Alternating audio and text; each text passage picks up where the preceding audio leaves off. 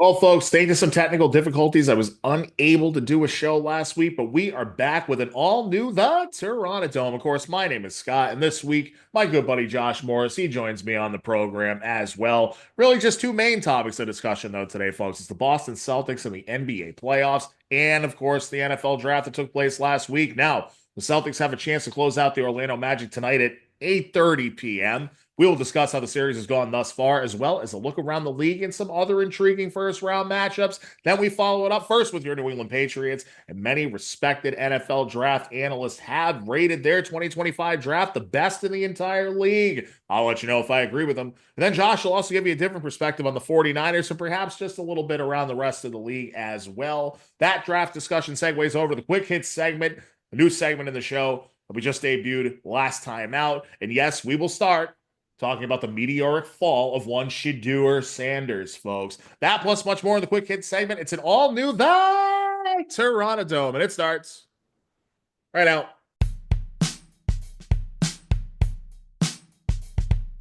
The Terranadome.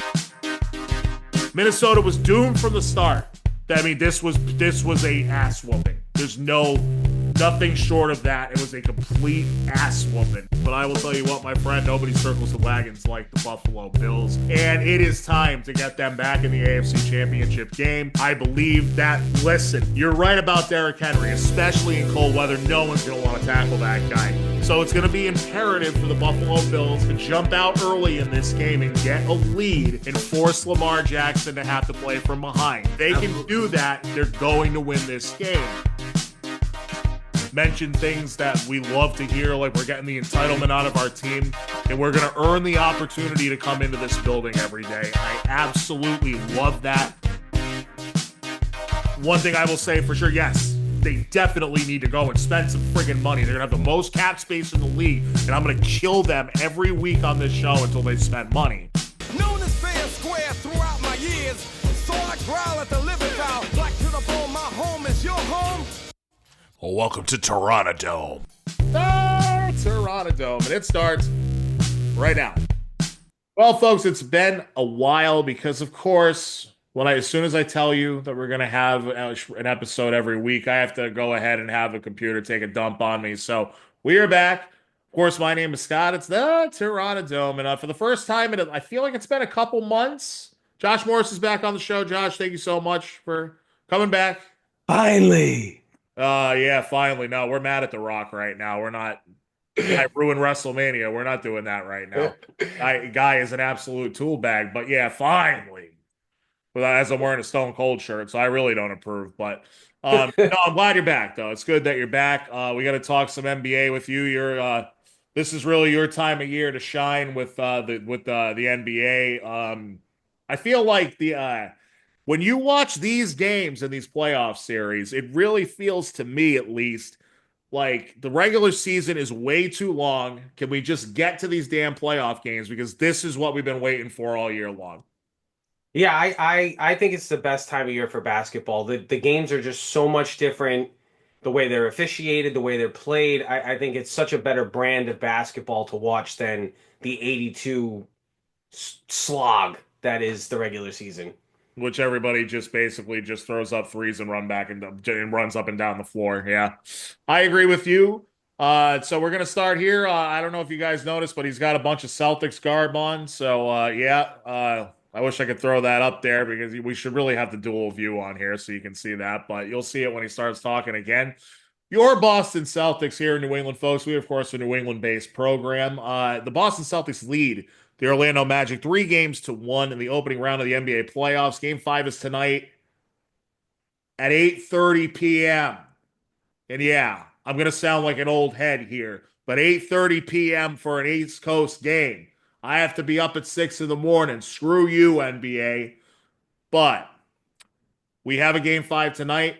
The last time I was on this show, I told you this series would go 5 games. I told you the Magic were going to steal one from them because the Magic present matchup problems for this team simply because of the gritty, physical, and, let's be honest, dirty play by the Orlando Magic, Josh. The Celtics have taken a lot of bumps over the first 4 games of this series. They also have not had Drew Holiday for the last 3 games of the series, and they won't have him tonight either. The Celtics have been forced to play more ISO ball here. The Magic, as I told you they would do, have gotten them off of their game a bit in the first 4 games. But yet, in the average margin of their margin of victory in the 3 wins is still basically 12 points a game. Um, I think they close it out tonight. What have you made of the series so far? Yeah, I think you're spot on. I think I honestly what I was thinking about earlier today, I think the Magic are a poor man's Oklahoma City Thunder. Not a high like volume three-point shooting team, but they're gritty. They play really good defense. They play tough.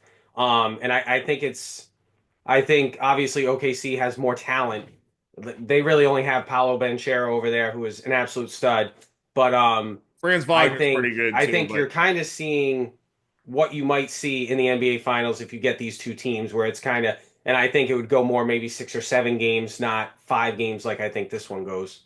yeah, I think that would be a 7 game knockdown drag out series, and who knows? Because the Celtics are already really banged up here. Yeah, Um, well that's another thing. You look at who they're going to have to face next. New York, most likely, yeah. and then Cleveland. Just two really tough teams to play 7 game series with. You just really hope if they do make a run, they're healthy. Right. So and as we alluded to, first of all, Celtics went down to Orlando game 3. They lost 95-93. Jason Tatum missed game 2 after a bone bruise on his shooting wrist, a dirty hit by Contavious Caldwell Pope, right? It's KCP. Yeah, that was pretty good, right? Jaylen Brown had 36 points in that win. Tatum returns in game 3. He goes for 36 in that game, 37 in game 4. Don't question the kid's toughness. Stop it. Stupid fans. Some of these fans are just stupid. Uh, and as I said, Drew Holiday didn't play in games 2, 3, 4, and he's not going to play in game 5 either. But they're at I home. don't mind him not playing. Let I him don't either. rest. I don't think you need him right now. You can see towards the end of the game 4 how you kind of felt like you needed that calming presence that he normally brings. Because towards the end of game 4, things were getting a little dicey. I remember I was watching the TV show my wife and I watched together, and I'm like side eyeing the Celtic game the entire time. She's like, "How can you watch that?" I'm like, "Because it's the Celtics. Like, I need to know." And I was getting frustrating. I was getting frustrated. That was the only reason she knew I was watching. Because I'm like yelling at them, like, "What are we doing?" Like, you know what I mean? Yeah, you're not So you're not capable of hiding that. no, no, I Sorry, was good up sorry, until the Sarah. fourth There's just quarter. no way he's going to be able to hide that. Not when they're doing what they're doing. So Well, yeah, exactly. Up until the fourth quarter, she had no idea I was watching it. And then, we got into like that 6 minute mark in the fourth quarter, and Orlando just storms back. And I'm like, what are we doing, dude? Like, close it out. And those moments, like Drew's medal and Drew's experience showed for us last year. And again, I think like you need him sometimes to calm down these guys and be like, yo, we're fine. yeah, they also got absolutely zero production for the bench in games 3 or 4 in Orlando either. So it's kind of a borderline miracle that they didn't lose both games. For Mm. example, your sixth man of the year in the NBA, Peyton Pritchard, who we love on the show, as he deserves. Um, he's averaged 16 and a half points a game in the 2 home games in this series. He had 3 points in game 3 in Orlando and 0 in game 4. I might have that backwards, but either way, No, he nothing. threw a goose egg in 4 because I bet him at halftime to hit 1-3. Wow, Failed. that's terrible. Yeah. So wow, that's awful. But that's kind of my point though. Is this Hauser was good in game 4 though. I Hauser was know. good. Yeah, finally after 4 games he did something. I know. Um Yeah. but no, yeah, you want to close this thing out tonight is kind of what we're saying without saying it, folks. You need to shut this thing down tonight. Uh Especially because I think Detroit is going to steal. They just got screwed by the refs. they I did. think they're going to come out and absolutely dominate against the Knicks. So that'll give you a little bit of On the extra road time. against it. You think on the road they're gonna do that in the garden tonight. They should have just won last game. So I mean, Yeah. the Knicks we were talking about it Saturday. Tom Thibodeau is just his guys. He wears them down too much, Yep. and this is the time of year where it shows. So And I that think yeah. I think most of those guys played like 38, 40 something minutes. In game 4, I could see them coming out sluggish. That's why I don't think that the Knicks are going to have a shot in that series with the Celtics. And I'll get to some No. Celtics Knicks stats in a bit here. Quickly though, we want to talk about some moments in this series, or at least I do. So I'm going to force Josh to do it too. Moment of the series, without a doubt, game two. Kristaps Porzingis takes a nasty elbow to the forehead, starts gushing blood from his forehead immediately. Leaves the floor to get bandaged up. He comes back. He's got streaks of blood in his hair, and it's all over his forehead, and he's like smiling like a maniac. He comes back, takes his free throws 2 minutes later, standing ovation. That was awesome. No more soft talk for the big man. None of that. Don't want to hear it on this show. We're never going to hear that again. Not after that. Mazzulla said, and I quote Joe Mazzulla, who is probably our favorite coach right now, right? Yes, This hands guy, down. this guy is hilarious. He's also very The psycho. He's a nut. He's a nutbag. Let's just call it what it is. He's a nutbag. He went to high school right up the road from me at the same time too as well. He's 35 years old. Joe Mazzulla said, "quote I liked watching him bleed on the floor. I think it's important."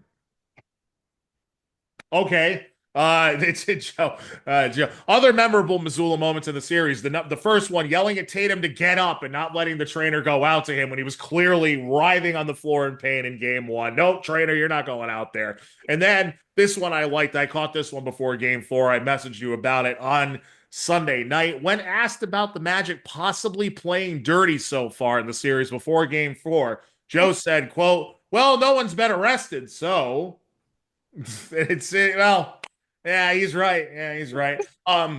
So just love that guy. Love that guy. He's no nonsense, dude. He's like, you know what? Nut up. Like, get over it and play harder. Like, that's all he cares about. I love it. I think one of his more memorable quotes was like, "We're all gonna die soon, and this doesn't really matter." So like, whatever. This guy's insane. But we love it. Josh, the Celtics absolutely are going to put this series away tonight. They don't have room to play with their food here. They're on home court. They are going to put it away tonight. I'm pretty sure you agree with me on that. I do want to talk about, do you agree with me, or do you think this goes to a game six? They go back to Orlando? No. I like when you said it last week on the show, I agreed. Perfect. I knew they wouldn't sweep just because that's not the Celtics MO. Even last year they went 16-3 on their run, and people consider that a soft run. So I knew they'll probably like lose two to the Knicks because, again, they'll play around. That's just what they do. It is. But the reason that I say they don't have time to do this, right? The Cleveland Cavaliers, you want to talk about an easy road? The Cleveland Cavaliers just played a JV high school team. It blew the doors off the Miami Heat in four games. What were they? 38 and 45? I've got you. In game three, they beat Miami by 37. In the game four road home game for the Miami Heat, where the Heat had their backs up against the wall, they beat them by 55 points. 138 to 83, a 55-point win. No, this isn't the second week of the regular season. These are the freaking playoffs. So the Cavaliers are already resting up for the lowest remaining seed in round two, and that is going to be the Indiana Pacers, who are up 3-1. And the Milwaukee Bucks just lost Damian Lillard for the rest of the playoffs and potentially all of next year with the torn Achilles. All next year, unfortunately. You hate to see that. The Achilles is probably the most brutal injury in the NBA, except for Gordon Hayward's. So right, you remember that thing? Holy crap. Indiana's at home tonight. They're up 3-1. That game, Josh, I believe is at 6 o'clock tonight, if I have that right. I think I do. Or it's at 6:30. It's one or the other, but it's the early game tonight. I think Indiana puts it away tonight. I also think Indiana will give Cleveland a series. Indiana's better than they were last year. They play very stout defensively. I do think that they can push Cleveland to 6 games. On the other side of that, the Celtics are looking at a series with the highest remaining seed, which will be the New York Knicks. Because I do, as much as I like the Detroit Pistons, and I think that they are going to be a team to reckon with in the future in the Eastern Conference, they're just not quite there yet. They did get boned the other night. It should be 2-2. Because that was a 3-point shot that Tim Hardaway got fouled on. I think I said 3-point shot. Did I say that? Whoops. That's just like a shot. Whoops. Anyway, he would have made at least one of those 3, and if he makes 2 of the 3, they win that game. Do I have that right? Yes. So they got boned for a major market team. But Knicks are going to end up winning this series. Like I said, I think their time is 2+ years away, 2 to 3 years away. Cade Cunningham's an absolute stud. I love That's him. that he's such a great player. That team's going to be really good. Game 5 is tonight at 7:30 in Madison Square Garden. So Celtics fans, you may be wondering, well, I remember them doing pretty well against the Knicks this year. You'd be right. The Celtics are 4-0 against the Knicks this season. They were 4-1 against them last season. They have won 8 of their last 9 games against the Knicks. That is going to be one hungry team that's willing to knock you off.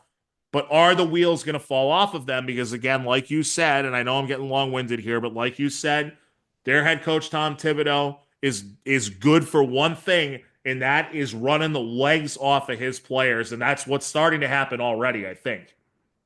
Yeah, no, I mean, I want to say game 2 or game 3, Cat played like garbage and he just looked tired. Like Cat hasn't had to play like this, you know, when he Ever. was in Minnesota, he didn't play like that. So it's like, playing 82 games and then now the playoffs playing 42, 45 minutes a game. That adds up, man. Especially when, you're Especially for a 7 foot, yeah, you're seven not the most footer. fleet of foot. Like, It's so, foolish. and I It's also would foolish. say Tatum shines in the Garden, both of them. So, Yeah. I think he's going to have a series against them. Yeah, I think you're right. I totally do. And yeah, to your point, Towns was a guy that did play a lot in Minnesota, but no 7-footer should be playing 40 plus minutes a game. It just doesn't work. Biology doesn't allow that to happen. You don't see Exactly. You see Porzingis playing 30 minutes. Towns is a little younger, but he has been around a while.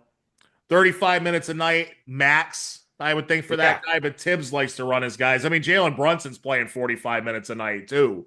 And that Yeah. he's doing And everything. and the thing is like Cat, like I will say in Minnesota, he had Gobert those last couple years where he wasn't banging on the boards like he is this year, right? The New York lost Hartenstein to OKC, Right. and now he's their leading rebounder. So he's down there, he's banging every night. Like that's tough. That's tough to do 80 plus games. Yeah, it is. Yeah, you're right. He has absolutely more responsibility with the Knicks than he did with the T Wolves for certainly the last couple of years. Because you're right. Mm. Gobert, if he's good for one thing, it's cleaning up the boards and defending. So not much else. But it was kind of funny to see him like fighting with LeBron the other night, and then LeBron like pretends to get elbowed in the back of the head. Because that's what LeBron does.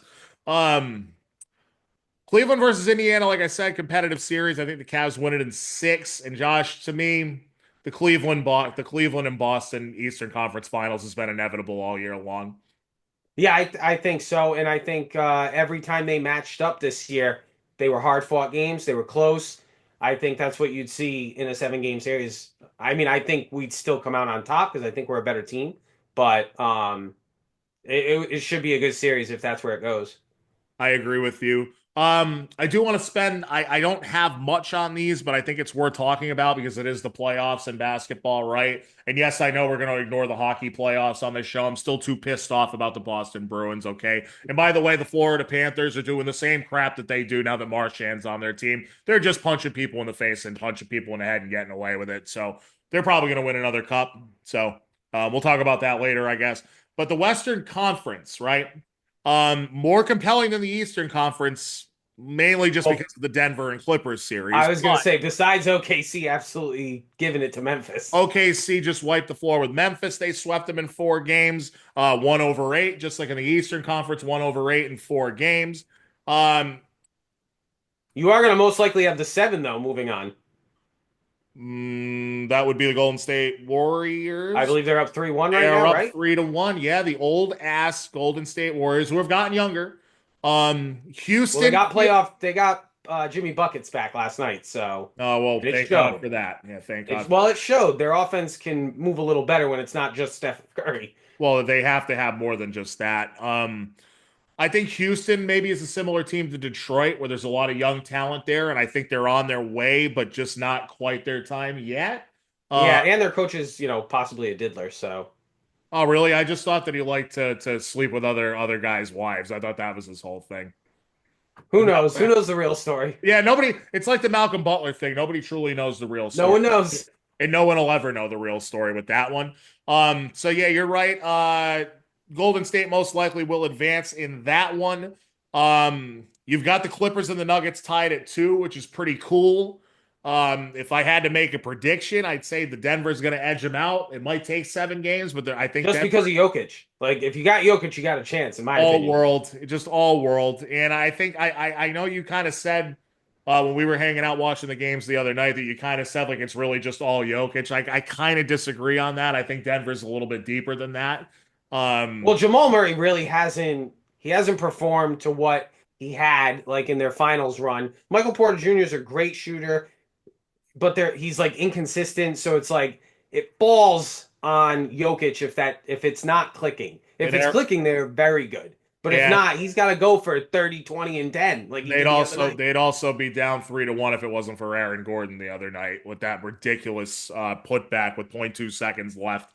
Aaron Gordon's a little up and down too, but Yeah, well, he's and a that's high what I'm effort saying. guy. Consistency wise, they don't have anyone that Jokic like. They don't have the Robin. Like they don't have like Jokic goes there. I don't have it tonight. I need you. They don't have. They don't that. have the Tatum. They don't have Tatum and Brown. Yeah, I got you. Yeah, right.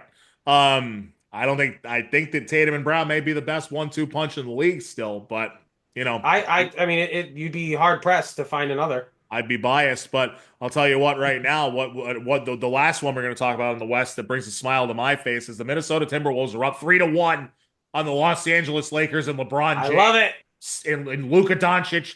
Oh, Luka. Oh, Luka's so great. Oh, Luka's awesome. Guy can't play defense to save his life, dude. He can't do it. LeBron's too interested in being fake physical, fake tough guy, and then flopping every chance he gets. He's still doing it. Karma's a bitch, Lakers fans. See you later. You're gonna get bounced by the Minnesota Timberwolves, a team that actually plays with heart. So I know everyone was like, "Oh, I hope the Lakers don't get out of the West. I'd be really scared." And I'm sitting here going, Are you kidding me? I I'd would be as love happy as a that. pig in poop. I'd be so happy if they got out of the West because you'll wipe the floor with them. But that's not going to Absolutely. happen. That's not going to happen. I don't see how the West doesn't go through OKC. I will say though, so we most likely were getting OKC versus Minnesota, right? It feels that way. I mean that I don't would be think Golden awesome. State's going to get there. I think Golden State will run out of gas. Um, if Denver gets by, I could see if Denver gets by the Clippers. I know I can't believe I'm saying that, but if Denver gets by the Clippers, I can see him beating Golden State. So, would that be the matchup? I should know. Wait, no. So they're the 4 and the 5, right? Yeah, Yeah. So I'm pretty sure the NBA doesn't reseed, they right? don't. So They don't. the winner of the 4 and 5 faces the 1. Oklahoma City. Oh boy, Yes. yeah. Oklahoma City's. It's gonna be Oklahoma City and Minnesota. Yeah, Right? gonna So happen. I mean, Yeah. I could see Denver giving them a run, but I couldn't see them beating them. I don't think so. No, I don't think so. That team is absolutely loaded. They're healthy. And it feels like it's their time right now. So that will be fun to watch, Josh. I really feel like at this point, this has been such a good segment. We've just reeled off like 25 minutes so far. Really nice segment here. Listen, I know, and so just so you guys know, maybe he doesn't want people to know this, but Josh has got a little surgical procedure coming up tomorrow. He might be on the shelf for quite some time, or he might be on the shelf for just a few weeks. But if you can get downstairs to your computer and your lab down there, I'd love to have you back on while these playoffs are going on if you can handle it.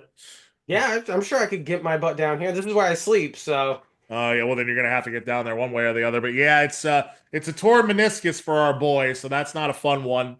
But I wish you the best tomorrow. I hope it's minimally invasive, and I hope it's minimal damage. So yeah, that'd be great. I hope so. Thank you. I know because I know you've been stuck on just hanging around, and I know it's killing you. So Yeah, 14 weeks now, so oh, that's brutal. That's brutal. yeah. So let's get it done. Let's get it finished.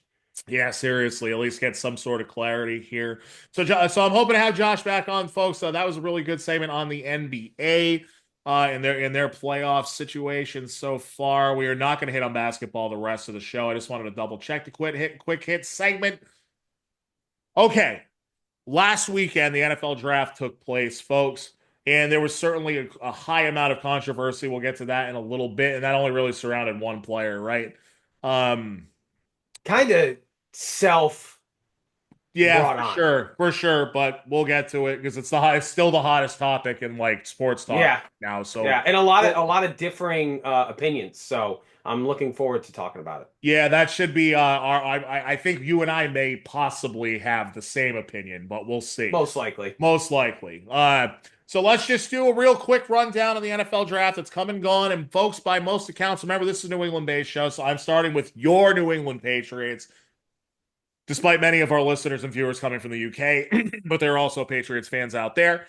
Uh, by most accounts, the Patriots draft graded out. Josh actually just took off. Graded out anywhere from above average to exceedingly well in this draft. And in fact, there was one Twitter survey that took an aggregate of like 25 different so-called draft experts, and the Patriots came out number one for the best draft among any team.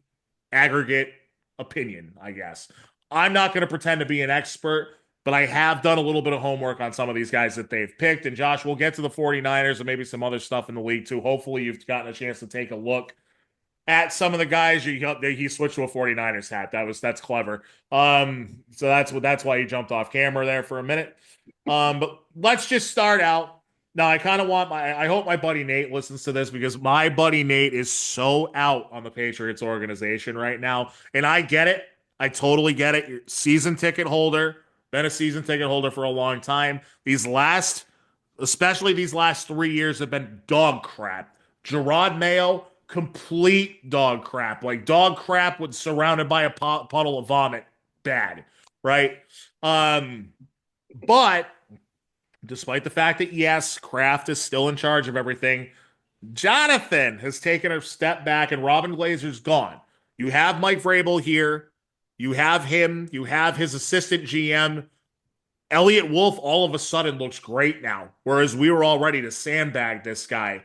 But now all of a sudden you bring in some extra brain power. Plus, Josh McDaniels had an influence on this draft too. I'm telling you guys, this looks very promising for this team. I will say this. The fourth pick in the draft was Will Campbell. It was the most obvious pick. He's a left tackle out of LSU. The most obvious pick was to take this kid. It was your biggest need on the roster. As far as how good of an NFL left tackle he can be, the jury's still kind of out on that. But I will tell you, Josh, I have zero doubts about this kid's character. He is a football player. This kid has an edge to him. And he said when he was interviewed with tears in his eyes, mind you, after he was selected to ESPN, he said, "I will die to protect him," meaning quarterback Drake May. That's the attitude you want on your team. So, oh yay, maybe he's got little alligator arms like I do. Maybe. But why are we talking about that? You're not talking about the heart. You're not talking about the fact that this kid had like 1,000 pressures on him in his college career and he allowed 2 sacks. 2. This kid's probably going to be able to play. Now, we'll see, right? Maybe the alligator arms do mean something. Matt White also had like the same exact measurements, and he ended up being a pretty damn good left tackle. I'm just saying. Okay, I'll try to speed through this because I can already feel this bogging down, Josh. Pick number 38, beginning of the second round, they take Travian Henderson out of Ohio State. Love this pick. Love this pick, Josh. I don't know if you saw the film on this guy at all or not, but these are my favorite 3 picks of the draft. You have Henderson out of Ohio State at 38. Number 69, and they didn't have Gronk announce this pick, which I thought was a mistake. The 69th pick in the draft, Kyle Williams out of Washington State. And pick number 95, both of those in the 3rd round, Jared Wilson, a center out of Georgia. Okay? Henderson, explosive ball carrier. 1,000 yards and 10 touchdowns on only 144 carries. That's 7.1 yards a tote. Can also catch it out of the backfield. 27 for 284, another touchdown. Great in pass protection. This is a Josh McDaniels pick at 5'10", 210 pounds. Kyle Williams, potential steal at 69. Nice overall. Some experts have him as high as the 3rd best wide receiver on their board. I heard that several times. And then I watched some of the film. I went on YouTube. Anybody can go on YouTube and be a scout, Josh. Anyone can be a scout on YouTube. So I went out. This dude gets separation like no tomorrow. He burns people. Look up the clip of him matched up against Travis Hunter in a I game. saw it. Spoiler alert, what happens on that play? Tutty. Burns him for a touchdown. Just Easy. and not even like it was just a subtle little juke and he was gone. It was one cut. He cut Yeah. right and then bam and it just Hunter was never with him.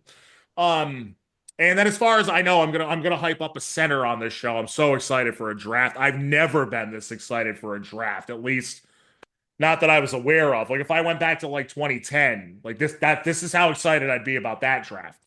Yeah, Um but it's one of those things where it's like when your team is bad, that's really the only thing you can look forward to is getting better through the draft. So I totally understand it. I've been there as a Niners fan where it's like you have no hope and then you have to find hope in the fact that yes, we got better, or at least on paper, right? Like I was gonna warn you, don't fall into the pitfalls of being a Jets fan. We won the draft. We won the draft, right? Like how many that's times fair. have we heard that? That's So, fair. but I would say, like the comp I heard on the running back, Christian McCaffrey, like he's been compared to the next Christian McCaffrey. It looks So great right on there, film. that's a win. He looks great on Um, film. Yeah. Obviously, your biggest issue last year was your offensive line, right? We all know that. Sort of sure up left tackle, the most important position on the line. That's huge. And then of course you let your longtime center go. You draft a new one. So if you're a Pats fan, you should have optimism. And I would say if that number come, Sportsbook Rhode Island come OTAs is 8.5, 9.5, I'd probably hammer it. It's Up, higher? over. No, no, no, no, no. I'm telling you, I'm way Oh over. yeah, no, I would. That's what I'm saying. I would hammer the over. You see so many teams in the NFL now go from worst to first. Now I'm not saying they're going that far, but you Look at have a what quarterback that I think most people would agree can play. Now you're getting an offensive line. You got some skill positions around him. Your defense has definitely gotten better. So I could definitely see them winning 9, 10 games. Yeah, I've got him at 10 or 11, and I'll tell you right now, this feels a lot like the Washington situation from last year. They already have the quarterback, but now they've done everything else. I mean, just in free agency, like, yeah, you're right. It is a pitfall to say, oh, we won the draft, dude. We won the draft, dude. Nobody knows until they get on the field. That's the Mm. bottom line. But the guys that they brought in free agency to absolutely reload that defense alone was enough to be like, all right, well, they just doubled their win total from four. But you're right, because this would be a Jets fan type of thing. But bro, they're 8-26, okay, in their last two seasons. They're 8-26, okay. I've watched a lot. All of that, everybody else in every fan of every other team said it. Just wait until these a-holes are bad again. Just wait. Let's see if their fans stick around. Well, damn it, I stuck around. I stuck around, damn it, and we're coming back. We're back, baby. I'm telling you. You want to know why? You want to know why? First of all, Jared Wilson's going to be center of the future from this team. I think it's kind of cool that they basically retired David Andrews, and then they take a center out of Georgia to replace him. David Andrews out of Georgia. Hmm.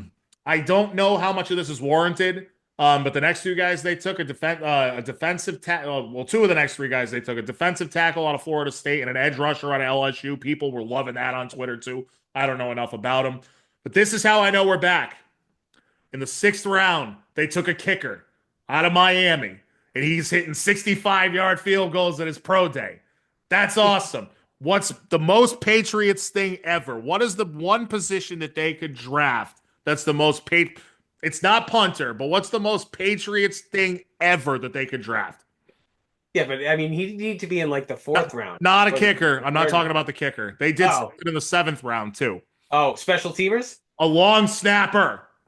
They drafted a long snapper. We are so back. We are back, Pats fans. I sound like such a homer right now, but Julian Ashby, a long snapper out of Vanderbilt. Oh, and Josh, I don't know if you know this. They traded down to get Mr. Irrelevant in this draft as well. Oh yeah. Piss off the beat writers, and they took a cornerback out of Memphis named Kobe Minor, and then they made the joke about the Kendrick Lamar song, A Minor, which is about stuff that we shouldn't be talking about on this show. Then they had to delete it off of social media, but that was funny as shit.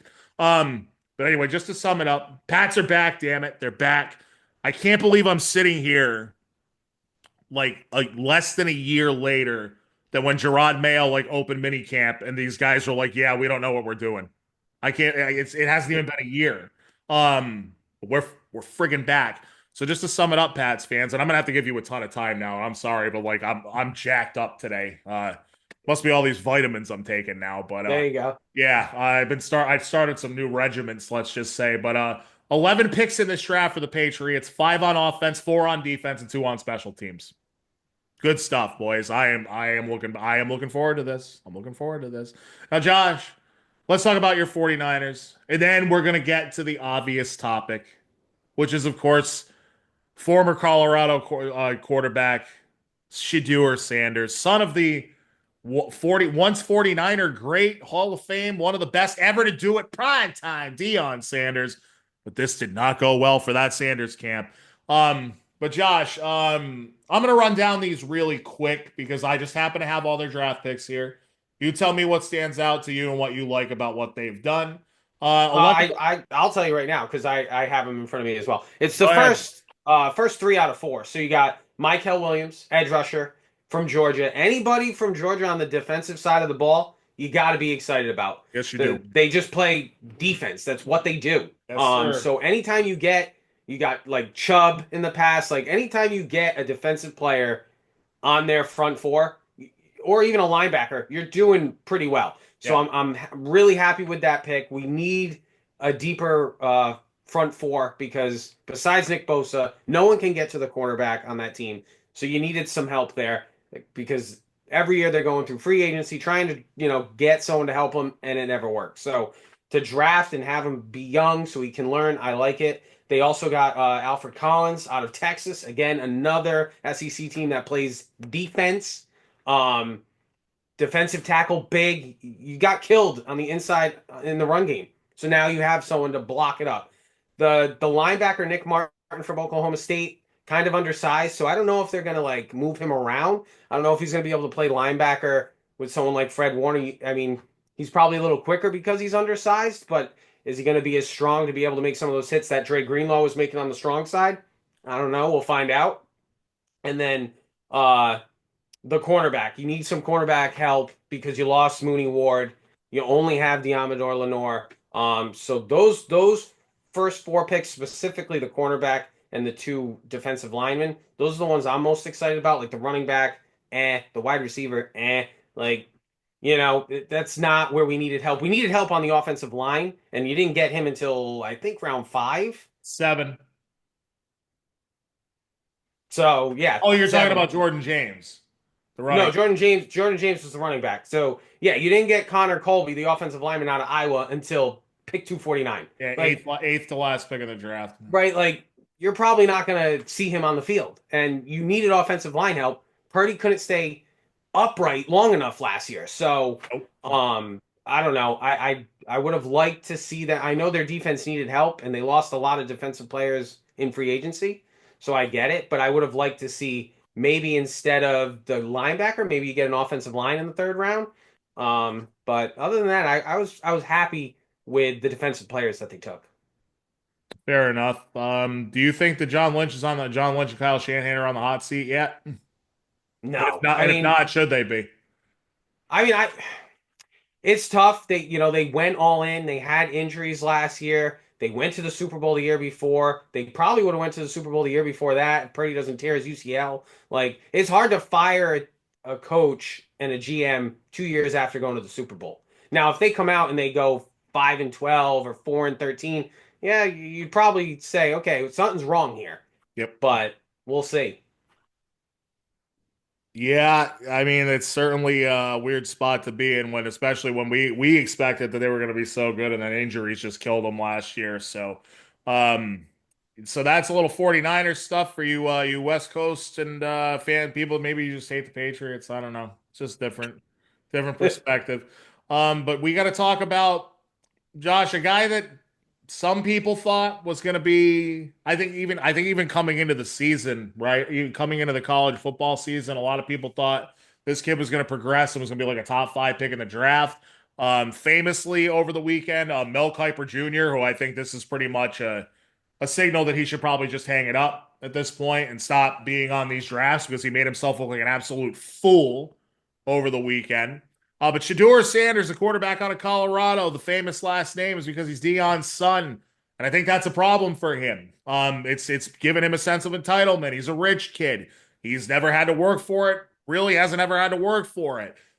His father's been his only coach. But I will say this much. I think the kid might be able to play, and it's to see him fall to round 5, pick number 144 to the Cleveland Browns, Josh. By the way, this is the quick hits segment of the Terranadome. Quick hits. That wasn't a, that was I don't know how that looked, the arm thing. It's not that. But even when the Cleveland Browns took him and they went to the reaction shot in the draft room, they all look like they had a gun pointed at him, dude. Like it's almost like the owner stepped in and was like, I got it. We have to take the kid. Somebody's got to take him. But it was. Can both things be true? That this was a bag job by the league to make an example out of this entitled kid who, by all accounts, interviewed horribly, was unprepared, and didn't care, had headphones around and blasted music the entire time, just didn't care. Is it true that this can be an unjustified bag job? Because I think the kid is better than a round 5 talent, right? Like, I don't think he should have fallen past like the second round, because if you watch his tape, he does some things pretty well. Yeah, I agree. I mean, I don't think I would have said like latest third round. Like I would have thought on day 2 he went, right? Like I would have thought that. And I do think you're right. I think the owners and the teams were like, dude, you have and I don't think it's Shedeur's fault. I think it's the generation of college players that we have, right? These guys are making money. These guys are being treated like they've already done something. You have done nothing in the Nothing. league. Nothing. Nothing. You are a nobody. Cam Ward, you are the first pick. You could flame out tomorrow. Like, you've done nothing. So what do you deserve than other to get there, go to rookie camp, and work your ass off? That is what you deserve. You don't deserve to show up to these meetings. Oh, I'm going to have my own pro day. I'm not going to the combine. I'm not doing this because I think I deserve this. Excuse me? No, that's not how this works. Unfortunately, the NFL is a business. Like, if I go to an interview for a job and I just go, yeah, whatever, like, I deserve this job, they're going to say, well, good luck getting another job because we're not hiring you. And that's what these teams essentially did. They said, no, you're not coming in with this entitled attitude. You are a nobody. You are going to be a rookie on our team. You are down here on the totem pole. Everyone else is up here. They all have tenure in this league. You are a nobody. Now, is it unfair? Some people might think so. I think, unfortunately, like I'm an old head, so I look at it as the business. Like, whatever, you are applying for a business, and they said, we don't like your attitude. We're not hiring you. Essentially, that's what it was, right? And you mentioned Cam Ward there, and I think that's a good example, actually, because there's video of the two of them like in a workout together or something. And like I think Shedeur Sanders asked Cam Ward, like, do you want to make like a video or like a rap song or something? And Cam Ward just like blankly just says back to him, I play football. I want to be known for playing football. When you look me up on Google, I want it to say Cam Ward, American football player. That's why that kid went number 1. That's Yeah, exactly why that kid went number 1. And I bet you if Shedeur Sanders had the same attitude, he would have went in the top 10 of that draft. I bet you most he likely would have. because there were quarterback needy teams there. And Absolutely. some of these quarterbacks that were taken ahead of them, they're not better. No, even the Browns took the kid Dylan Gabriel. He's not better than Shedeur Sanders is, No. ability wise. What a mess the Browns have, right? So he goes at pick 144, Josh. There's a chance he could still start for them this year. There's a chance he could win that job because they have Kenny Pickett. They have the kid Dylan Gabriel, who really sucks for him that he got drafted in front of Sanders because now he's never going to have a shot. Watson's not playing this year. Thankfully for the Cleveland fans, he's probably not playing this year with the second rupture of the Achilles. And you know what I'm going to say next? They have the great Joe Flacco, baby, a Hall of Famer, first ballot, unanimous Hall of Famer, without a doubt, Joe Flacco. um, but he has a really good shot to win that job. He definitely could. I mean, it should be an open job in camp. There's no way if you're Cleveland and you just signed Myles Garrett, who is literally on the verge of walking out. There's no way you can go in there and be like, well, this is our starter. No, you're going to have an open camp and say it's a competition. One other thing, since we're on the Browns right now, do you find it interesting that they traded down from 2, where they would have gotten Travis Hunter, when they needed talent on that side of the ball, and they trade down to 5 and take a defensive tackle? Do you find that, is that one of the most Cleveland things ever, or Yeah, are well, you one of? I know they got ripped. They got ripped on social media for it because it's a Cleveland thing. Like, why? Why did you do that? They didn't get a very good haul either. I thought they got a haul at first, but then let's say the Jaguars improve and they're like a 10 or 11 team win team this year. Now that first rounder you got from them is a low first round pick. So they Yeah, really didn't get that much. So I just found that fascinating. But this is yeah. No, supposed to be quick hits. Sorry. Go ahead. Finish it up. no. I just again, I saw it on social media and I was like, that is such a Cleveland thing to do. Totally. No, it totally is. I mean, because I'm sitting there on draft night, and I was with my buddy Nate, who's still way down on the Pats, and I was with my other buddy JD. Shout outs to JD. JD's a real one too. They were outside in the back. They were doing extracurricular activities with grass related objects, and I was sitting in the room, and while they're out there, I'm like, all the Jaguars just traded up to number 2. I'm like, what the hell is Cleveland doing? Like, maybe you don't think that Travis Hunter is gonna be that generational talent. I know that there was some mixed feelings on that, but you're Cleveland. You're the Cleveland Browns. You take the guy with the upside that's through the roof. You don't take a DT at number 5. Yeah, You and don't someone do who's gonna that. put butts in the seats. What a concept, right? What a concept. Yeah, asses in seats. What a Now this kid's going to go to Jacksonville, and they're going to have Brian Thomas on one side and Travis Hunter on the other on offense. You're also going to be able to play And in the Evan corner. Ingram. Sorry? And Evan Ingram. Thought they let him go. Oh, did they? Yeah, they let him Wow. go. Yeah, he went to Denver, actually. Oh, went that's to right. Denver. He did. Yeah. He signed with Denver. He That's had such a good year last year. When he was healthy, he did. And the year before that, he had a really good year because he actually stayed healthy. But he's going to be good for Denver. All right, supposed to be That quick Denver hits. team's actually going to be pretty damn good. I think. Sorry. That Denver team's going to be pretty damn good. I think you're right. But the quick hits. We spent 10 minutes on one quick hit here, so we're gonna have to speed this up a little bit. Josh, this one will be a sped up one. So here you go. This is our NHL talk for the day. The Pittsburgh Penguins have fired longtime head coach Mike Sullivan. He's 57 years old. He's from Marshfield, Mass. And Josh, not many people will remember this, but once upon a time, as a young buck, in the 03-04 and 05-06 seasons, he coached for the Boston Bruins. Josh, the Boston Bruins are in need of a head coach. Mike Sullivan has won back-to-back Stanley Cups in his career as a head coach. He's a local guy. Is it not the perfect fit for the Boston Bruins to go get this guy and make him their next head coach? That's exactly why they won't do it. That's exactly why they won't do it. We know that's why they won't do it. Oh, okay. We're going to make the playoffs. We're going to make them. Yeah. I guarantee it. We just need 3 home games and we're all set. Like, that franchise is in trouble. That franchise is in trouble, Bruins fans. It's in trouble. And yes, I told you that they can turn this around quickly, but not if they follow the attitude of Charlie Jacobs. So that was a real quick hit. All right, Josh, we talked about the 49ers a little while ago. They just signed George Kittle. I'm sure you know this. To a 4-year, 76. I did not know this. You didn't know this? No, I didn't get it on my phone. Usually I get all the updates on my phone for the Niners. I'm shocked. Wow, so you're telling me about this for the first time. Yeah. Yeah, let me just confirm. Now I'm excited. Yes, 40 they million. were not on good terms from what I was reading. 40 million guaranteed for Kittle. It is a 4-year, $76.4 million deal for the All-Pro tight end. What's that? I said 19 a year. Yes. What do you think? What do you think of that? Because I think he's the best tight end in the NFL, so I love it. Best or all-around tight end in the NFL. I'd have to agree with you. Yeah, I saw something the other day. Like someone wrote on Instagram on a video. They were like, "I wish I could see Kittle used like Travis Kelce." I agree with that. I think he's a better ball carrier. Like he gets the ball, he does not look to go down. He's a better yak guy. To hurt you. He's faster. He'll run you over. He's tougher. Yeah, I'm with you on that. I've always liked Kittle. It's hard not to.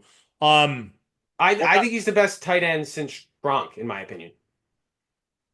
I wouldn't argue with that.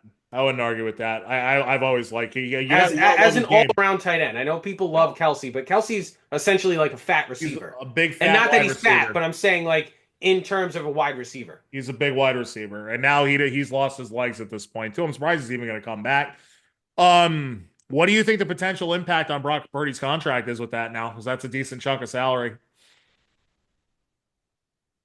I have no idea. I think the Niners, everything they're doing is still they know they're gonna sign Purdy. Like they can't believe Mac Jones is the guy. So I think they know every contract they're doing, they're putting money aside for Purdy.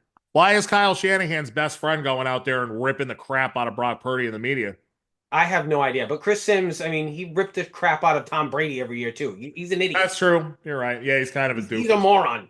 Yeah, I mean, I mean, Phil Simms and kind of the same. Apple doesn't fall far. Okay, well, I'm glad that I was able to give you some good news today. Spring that on you real quick. We move on to bullet point 4 or 5 in the quick hit segment. It's the Terranadome. Okay, Josh, the Boston Red Sox, they're sputtering around at 16 and 14, but that's not the topic of discussion on this bullet point. The Colorado Rockies are 4 and 24. 4 and 24. They are on pace to win 24 games this year in a Are you about 100. to ask me if we'll have back-to-back record-setting seasons? It looks like it could happen It at one. definitely could. So my question is, so they're on pace to win 24 of 162 games this year. So here's my question. At what point does the league start to do something about teams like this? If they ever do, at what point does that happen? I don't think it does. We you don't have a salary cap, and you can spend as much as you want or as little as you want. Now, CBA. You share the TV revenue. That's what it is. if I'm the major leagues, if I'm Manfred, I'm saying that hurts our product. When you have a team that's that bad, like the White Sox last year were that bad that like people aren't going to want to watch that. They're 7 and 21, by the way. They're really not any better. No, they're not. Those are the two worst teams in the major leagues. Yep. And that makes it like bad for TV watching. Like Yes. you're so worried about your product, you made pizza boxes for bases, you put a pitch clock up because you're worried about the optics of the game. Well, when you have teams that can't win 10 games, 2 months into the season, well, what's worse? The fact that it takes a guy 25 seconds to pitch, or these guys can't hit the broadside of a barn. Well, I don't know, man. I'm actually a pretty big fan of the pitch clock. Like I've been able to get back into it. No. I'm not saying it was an awful idea, but I'm saying you were so concerned about stuff like that, but you're not concerned about terrible play. Right. It's like you're concerned about some of the problem, but not all of the problem. I got you. Absolutely. Yeah, I got you. Now, if you put maybe a salary cap into place where teams like the Athletics, teams like the Rockies, teams like the White Sox can now compete with teams like the Dodgers, well, you might have a better product. Every other league has a salary cap. Every other league. You just might be onto something there. Unfortunately, I don't think the MLBPA will ever go for it. No, and the reason is because they want their players to get as much money as humanly possible, even when it's which I'm not against. Yeah, right. I'm sure the New York Mets are loving the fact that they signed one-sided Soto to $765 million. Yeah, even though he's been crappy so far. He's but been again, doo-doo. Again, it's a long season, but yeah. So yeah, I think we're in agreement on that there is no end in sight with that problem. Last one, Josh. Last one.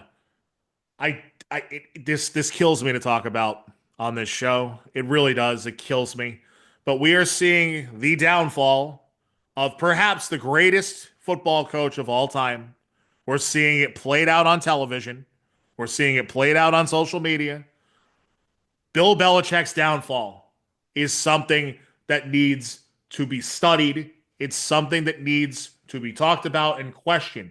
This is gonna be an uncomfortable discussion, and we got to be careful not to toe the line too much on this show. But he's dating a 24-year-old, and I'm saying girlfriend because I have my suspicions that I don't want to get in trouble with what I want to say. But it's a 24-year-old girl. She's 49. She loves him. She loves him. That is such a load of crap, and you know it is. She's 49 years younger than him, man. Just on a moral ground. Not her father, her grandfather. Exactly. And like, I don't want to bring like your family into this at all, but like, I know you would never in a million years think that this was acceptable when your girls grow up. I'm sure there's no way. I don't know any father on the planet that has any morality or moral compass whatsoever that could ever be okay with this. Okay. So Yeah, you that's think about it. Bill Belichick's probably old enough to be her dad's dad. it's entirely possible. Of course that's possible. Let's say her dad had her young and he was like 23. So like he's 47 right now. Bill could be his dad. Bill's kids are in their 40s. Bill's has a granddaughter that's her age. Oh, it's You gonna call Bill cringeworthy. Belichick's son? Oh, but that's not even like half of the discussion here, right? Here's the other half of it. He's going on live to national, not live, national TV, CBS this morning on Sunday morning. They do an interview with him. And I guess, I don't know if it was supposed to be about UNC or just his experiences in life, but they're like asking him questions about her. And then at one point, the guy interviewing him asks him, "Oh, how did you two meet?" And she cuts right in from sitting off to the side of the stage and says, "We're not talking about this." Who the hell is this chick? And who the hell is this? Is not Bill. That's not Bill Belichick. That is not No. Bill Belichick. No one would ever say something like that to that guy. Are you serious? The whole reason that he had to go here is because no one could get to him. He wouldn't listen to anyone.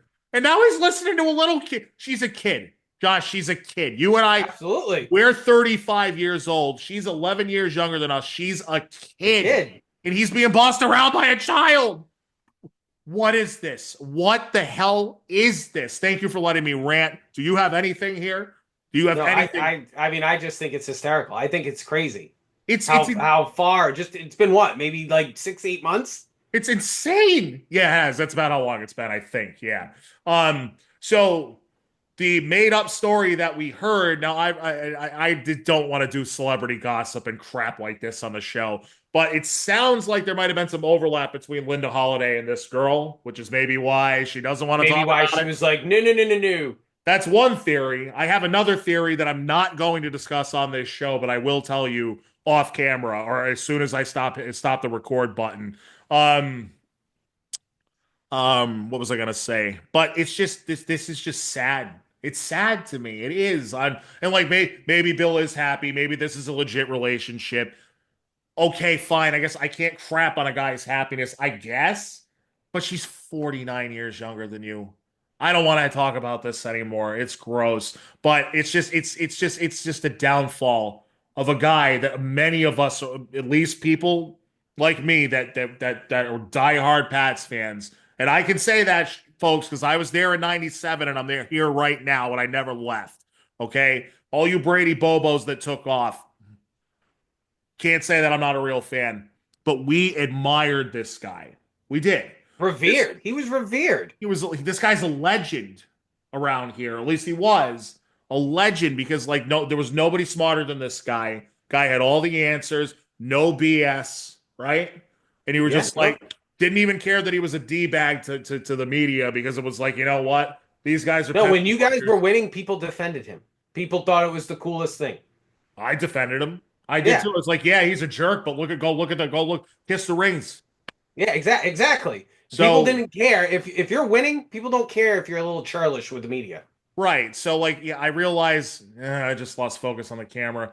But we just, so what do you think about, God, what do you, I just, this kind of explains why like teams wouldn't touch him after he left here. Well, does it not? It Like, might. It might judgment. be like, because now he's a little more active on the social media with her and stuff like. Maybe they didn't want that sideshow stuff. I don't know if it's the sideshow stuff or it's just his lack of judgment. Like it's just Maybe. What is this? You know what I mean? And it's like because there were situations that would have been good for him to go to. Yeah. In that cycle when he was looking for jobs, and it just And then didn't even give a run this 2 year. years in a row, and just Dallas. Don't tell me Dallas wasn't the perfect fit for him. You know what I mean? The Falcons made sense for him, but Kraft shut that down. That was all Robert Kraft that poo-pooed that one and screwed him. But there were situations this offseason that made sense. When the Jets fired Robert Saleh, that made sense. Not that Bill would ever do it. He hates the Jets. But you get my point. Yeah, and Jacksonville again, made like I said, sense. he didn't even give a run to those jobs. He signed with UNC before the carousel even opened. Exactly. And that's because he got blackballed and he knew that he wasn't getting a shot. And he can say whatever he wants about, oh, well, the league's gotten stupid now, blah, blah, blah. It's 72, 73, 74 years old. You're not going to coach college kids Yeah, rationally. Okay. not for the first time ever. Right. You know what I mean? Sad downfall, folks. Sad downfall for the once great Bill Belichick. Folks, I have to end the show right there. My name is Scotty T. It's the Terranadome. Josh, thank you again so much. Um, say whatever. Say something so you get on camera again, please. No, you have to say something. You have to. I know. Okay. Just as usual, awesome to be on with you, just chopping it up, talking about sports. I love it. So I'm glad we could hook up again. Yep. Well, What? it's a fast hour. It was a fast hour. Yeah. We will have you on again for the next round of the playoffs in basketball for sure, my friend. I'm kind of targeting the end of next week, like it's either Thursday or Friday for a show. I probably prefer to do Thursday, but we're gonna see how you're doing. I know your procedure's tomorrow. I wish you the best of luck, and I'll certainly talk to you, soon after you got done with that. And then, folks, of course, it's the Terranadome. Like, subscribe, follow, all that good stuff. Tell a friend, right? My sister told like the people she works with in her office. Now I got people in Boca Raton watching the show. Thank you You guys very go. much. Pretty dope, right? That's pretty cool, right? I think So, that's hey, word of mouth, baby. That's how it Hey, I works. appreciate that. So anybody that wants to tell a friend, please do. Folks, it's not just Josh. You can get on the show too if you got something to say and you got a decent microphone. I can get you on the show too. I think I got my buddy Ray coming on the show pretty soon too. That guy's got a lot to say. I'm looking forward to that one, folks. Um, but yeah, folks, it's Scott Terrana, the Terranadome. Thank you again so much. Thank you for the patience. Thank you for the kindness. And tell somebody you love them today because tomorrow is not promised, folks. It's not. So tell somebody you love them today. Love you guys.